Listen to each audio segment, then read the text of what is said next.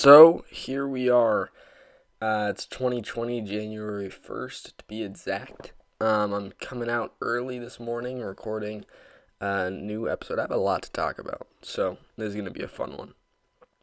I'm going to start out pretty quick here. Happy New Year.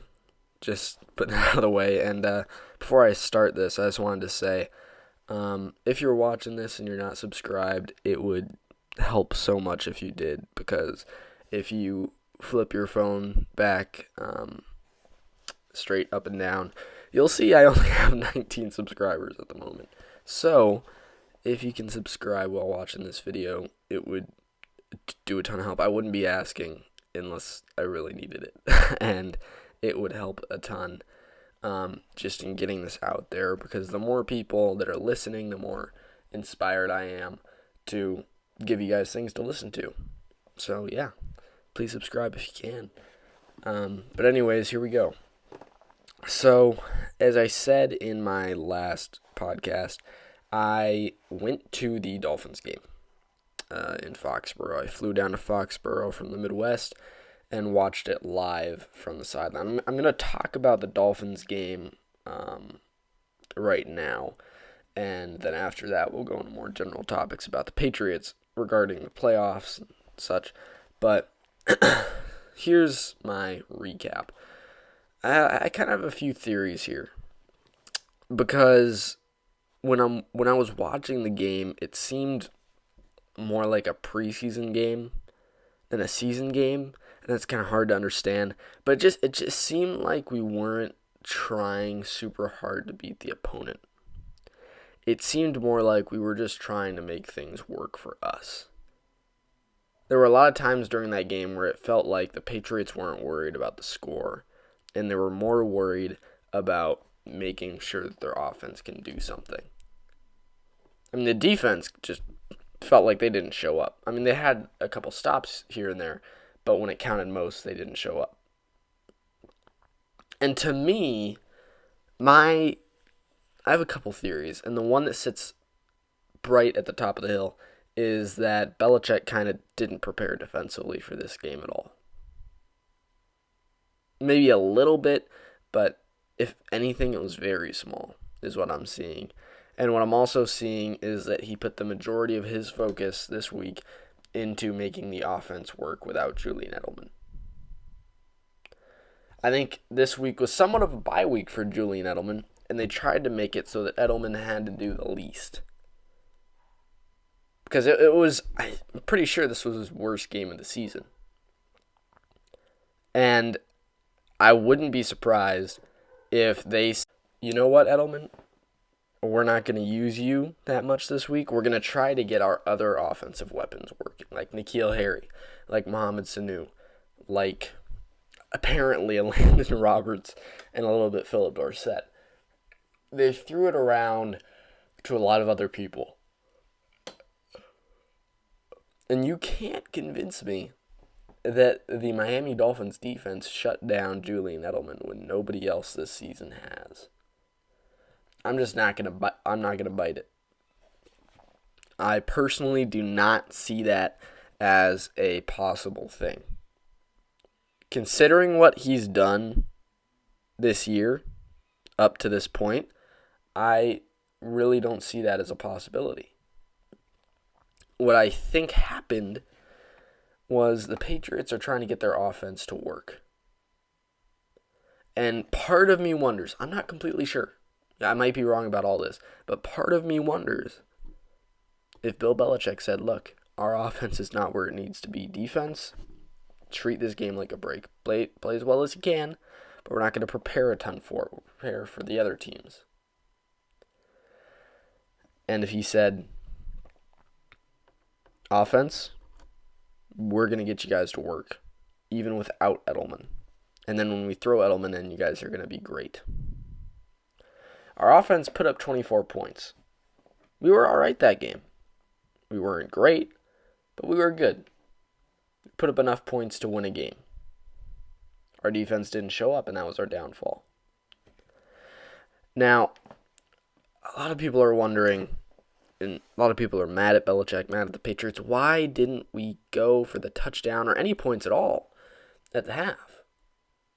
We had the ball about just over a minute to go, all 3 timeouts, decent field position, and just 5 plays, 5 throws, could have been in field goal range. Could have taken a halftime lead. Wouldn't that have been great? Or just put on another 3 points, and that 3 points could have been would have been the difference maker between tying the game up at the end of the game. They would have tied the game up rather than taking the lead with that touchdown. So that's when you ask, if the game was right there, you figure Belichick would go for it. It's not like it was a 3rd down or a 4th. It wasn't like he was at his own 1-yard line. Decent field position, all 3 timeouts, more than enough time to get in field goal range. Tom Brady's done it 100 times before. You get the ball at half, why not get those 3 points? Well, there's 2 theories here from me. Another kind of sub-thought process here, thinking about different things that could have happened during that game. One of them is what happened against the Bills. We had the ball before half against the Bills. Not a ton of time left, but enough time to go down and put up 3. Maybe a touchdown if we get lucky. Well, we tried to, and we threw 2 incompletions, I'm pretty sure, and then 1 completion. Or 3 incompletions. One of the 2, but the clock stopped with about a minute and 20 to go. And we punted away to the Bills.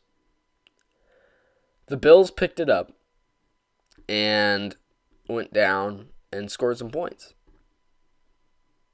And that gave them a better chance to win at the end of the game.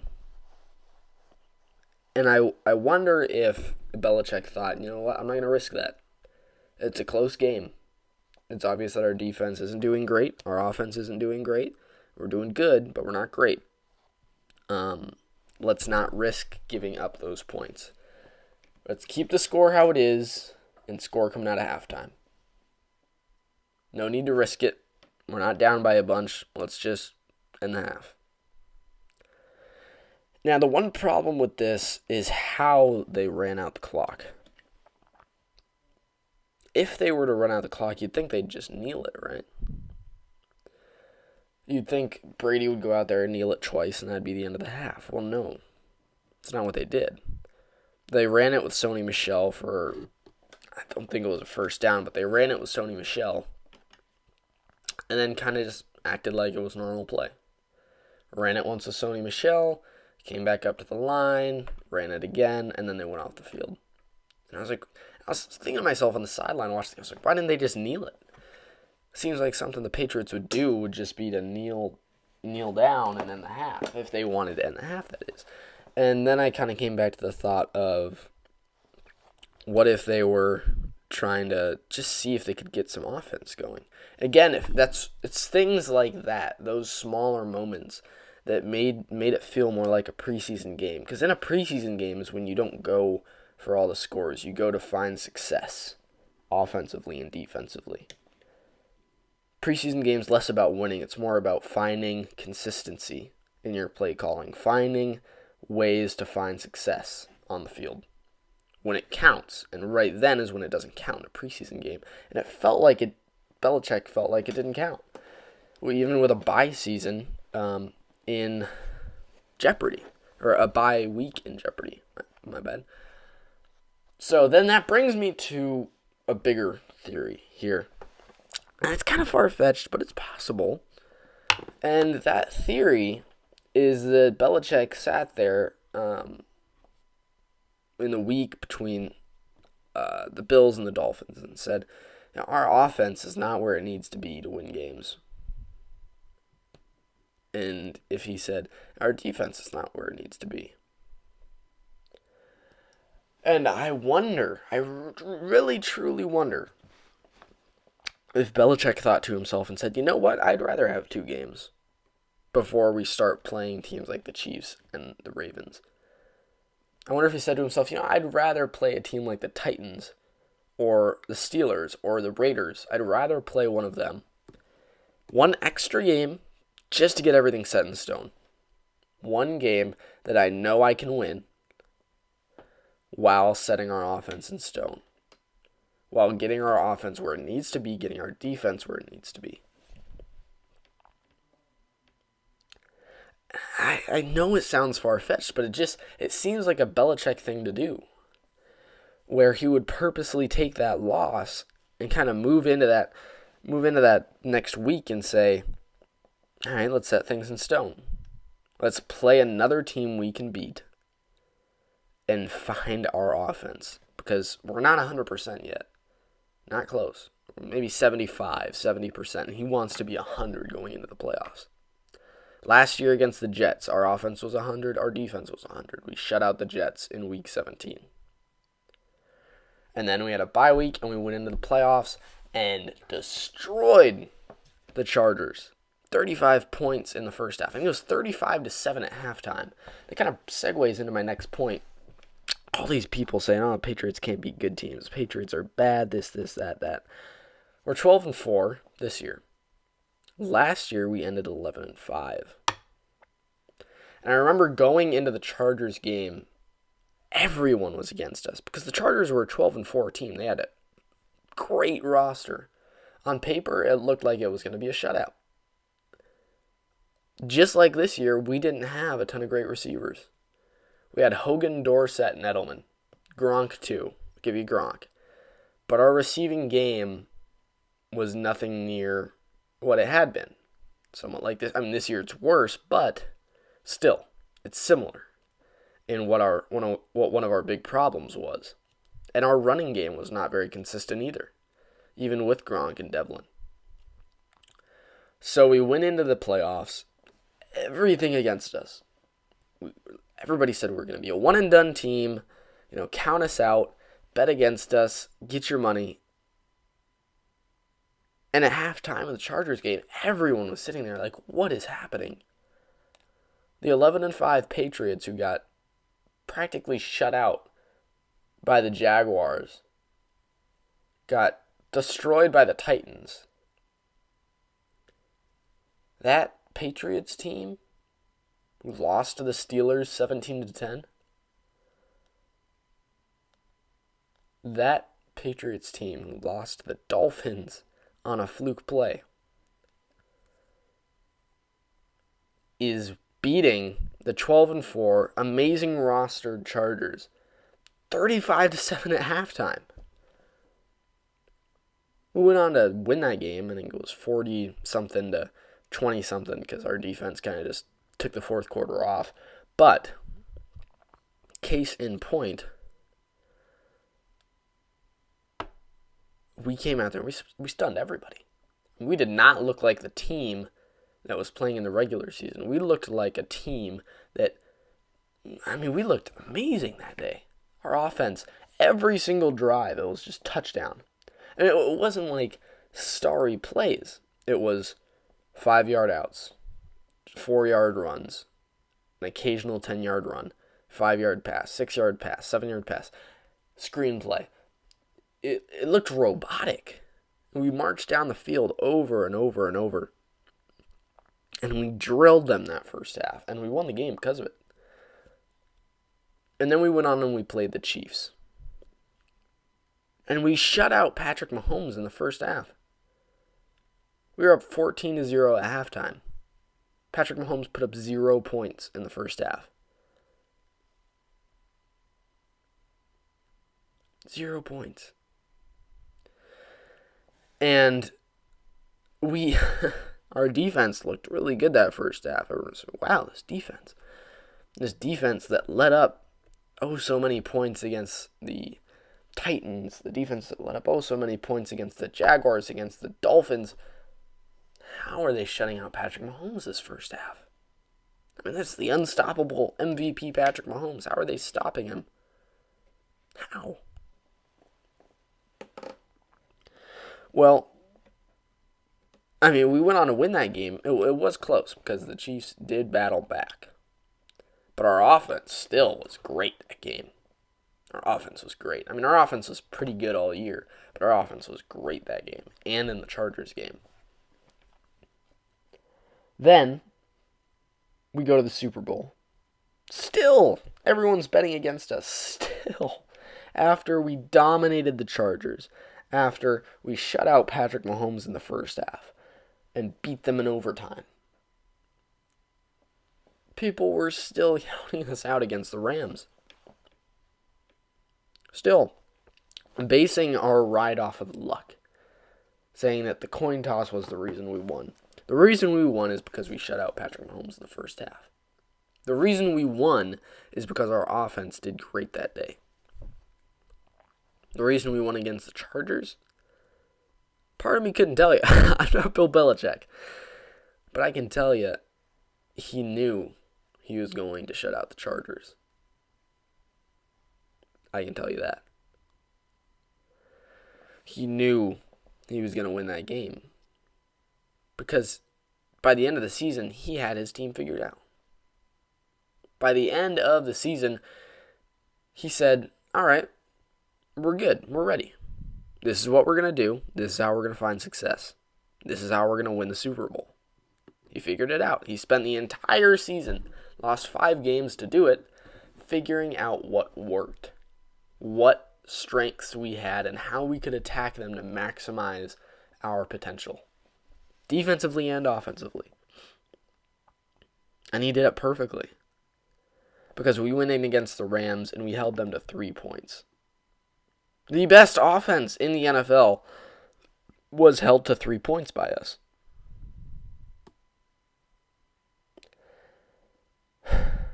The team that put up over 50 points on the Chiefs was held to 3 points.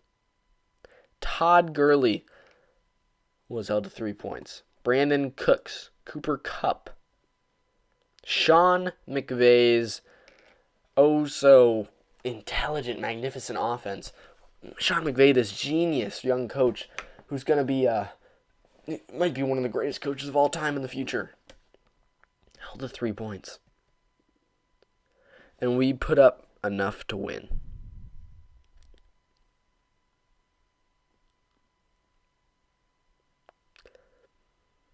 And that whole game, I was thinking to myself, what are we? That entire game, I was thinking to myself, what are we? What is this team? Where has this defense been all year? Why couldn't we do this against bad offenses like the Titans and the Jaguars and the Dolphins? But we can shut down the Rams offense. We can shut down the Chiefs in the first half. We can shut down the Chargers. And then I stopped and I thought to myself. And I thought of it from a coaching perspective and why we have been so successful over the past 2 decades. And I thought to myself, look, Bill Belichick is a coaching genius. He realizes that all he needs is enough games to get in the playoffs. That's all he needs. Enough wins to get in the playoffs. And then he knows that from that point on, he can win. He knows that he will have to sacrifice those games every year. He's going to have to sacrifice those games. Because he knows that if against the Ravens we don't show them everything we have offensively, we don't show them our number 1 defense, we don't show them how we can stop Lamar, why show them then?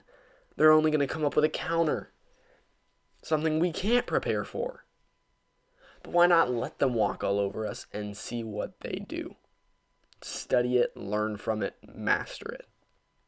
And then show up and beat it.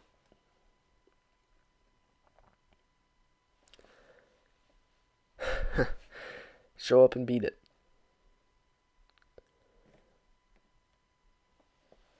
Part of me wonders if last season against the Chiefs was kind of like a revelation from when we played the Giants back in our 16-0 season. When we played the Giants, we beat them 38-35. We threw everything we had at them because we wanted that 16-0 season so badly. Even though we didn't need it. We didn't need that win. We were locked in, but we wanted the perfect season. So we threw everything we had at them. We showed them everything from head to toe. Come Super Bowl time, they had fortune of film on our offense against their defensive schemes and figured out what they needed to change to shut us down. And they did a really good job of it. They shut us down. And they won the Super Bowl because of it. And from that point on, Belichick said, all right, I'm not gonna throw everything I have against teams I think I'm gonna need to play against. I'm gonna throw just enough to beat them, but I am not going to throw everything I have at them if I don't need to beat them. Or if I don't need it to beat them. Either one of those things. If we're in a 15-0 situation, we're not going to throw everything we have against a playoff team. A team we do not need to win. Or, as I should say, a team we do not need to beat. And then last year, I wonder, what if, when we played the Chiefs in the regular season, we threw pretty much everything we had at them, and eventually we beat them. It was a close game, kind of a shootout, but we eventually beat them.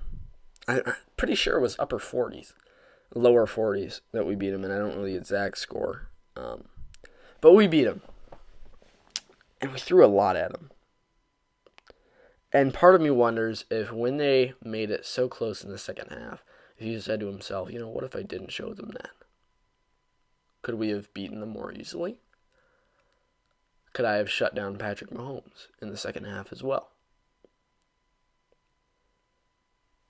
And part of me wonders that this season.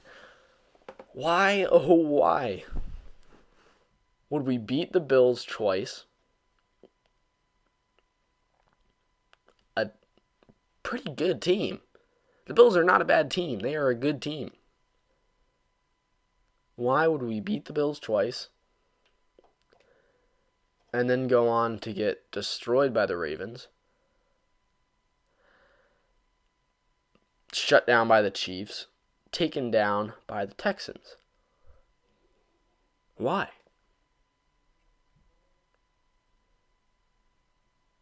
It doesn't make any sense to me, Well, here's why. It's because Belichick is smart, and he has realized this, and I have realized this season as well. Is that why show them everything you have when you don't need to beat them then? And some people might say, oh, well, it's a first-round bye.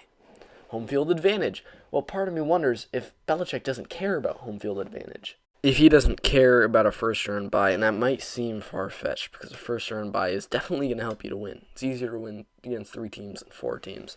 But in our situation, in our circumstances, is there a way to look at it, a more sophisticated way than I'm even hitting myself in the foot here, in a way that us fans can see it, in a way that can help us to win the Super Bowl? Is there a better way to go about things than having that first round bye?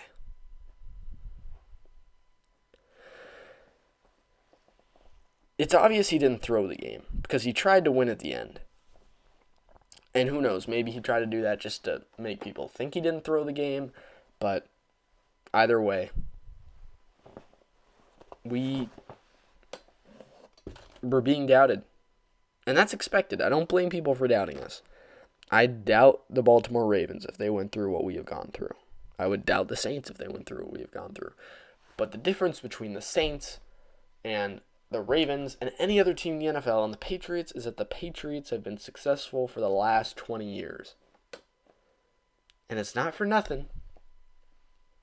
There's 2 things that have stayed the same over the last 20 years. 3 things that have stayed the same. Our owner, our head coach, and our quarterback. And I think the most important out of those 3, in terms of our success, is our quarterback. My apologies. Is our head coach. There's a reason we went 11-5 without Brady. Brady emphasizes how good we are. Belichick is the groundwork, the framework of how good we are. Belichick is the frame of the car. Belichick can always get us to a winning season. But when we come down to those important moments, Brady will produce. Brady will produce, Belichick will give him what he needs to produce. Just enough, not extra. Just enough to win. And I guarantee it. I don't guarantee it, but I'm sticking with my prediction. Patriots 49ers Super Bowl. I am sticking with it. The 49ers beat the Seahawks on Sunday Night Football. That made me more confident than ever that the 49ers could beat any team in the playoffs, including the Patriots. But the one thing about that is that the Patriots had Jimmy Garoppolo for a while. So if we end up playing them, watch out. Watch out.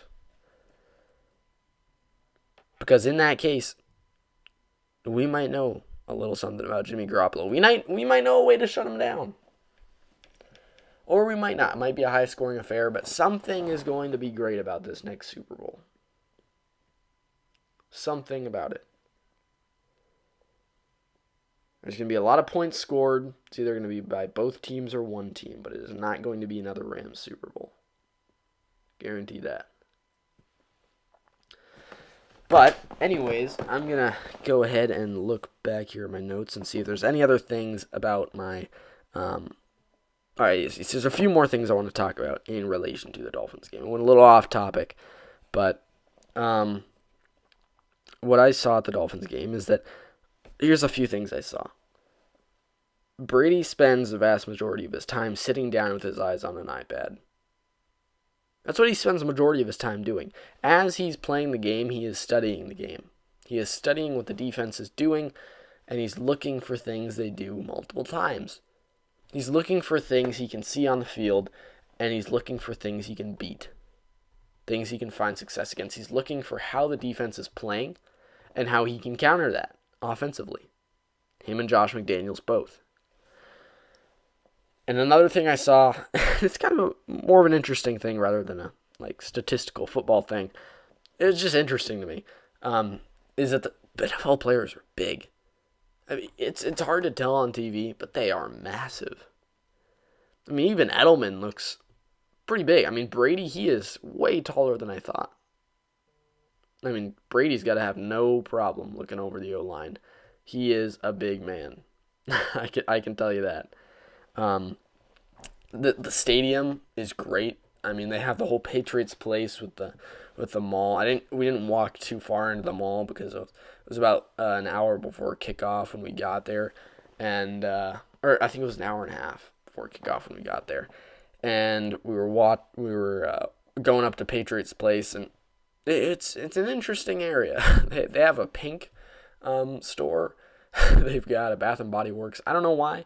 It's kind of like a shopping mall, and I don't know. Part of me wonders if it's open past game day, because then it would act like an actual shopping mall for Roxborough.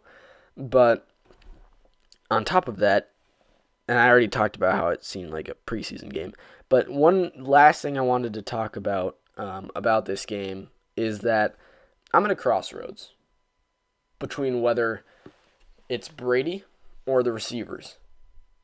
Because over and over again, Brady would throw it over the head of the receivers. It went over the head of Dorsett one time. It went over the head of N'Keal Harry at the end of the game. It went... there were a few passes that seemed just off. And that pick six, that was Brady's fault. I will not give Brady a pass there. I will not give him benefit of the doubt. That was a bad throw, bad decision. I don't know if he just didn't see the defender, if he blended in with the Dolphins sideline. I didn't see the defender watching the game. I thought it was going to be a completion, and then the defender came out of nowhere. But that's Brady's fault either way. Now, the N'Keal Harry throw at the end of the game, that one was interesting. That one was, it seemed a little off. It kind of seemed like Brady purposely laid it a little forward, almost as like if he didn't trust N'Keal Harry, and honestly, I wouldn't be surprised about that. But I'm going to leave you with this because this portion of the podcast is already really long. And at this point, I'm going to go ahead and make this a separate podcast all by itself, just talking about that Dolphins game. But either way, thank you for watching. Subscribe. Please like the video. Please subscribe. If you look down, I'm only at 19 subscribers. Anything would help. Anything, really. But either way, thank you. And I'll see you guys next time. I'll probably going to end up posting again before Friday more about the playoff run, the revenge tour that we might have. But thank you for watching, and I'll see you next time.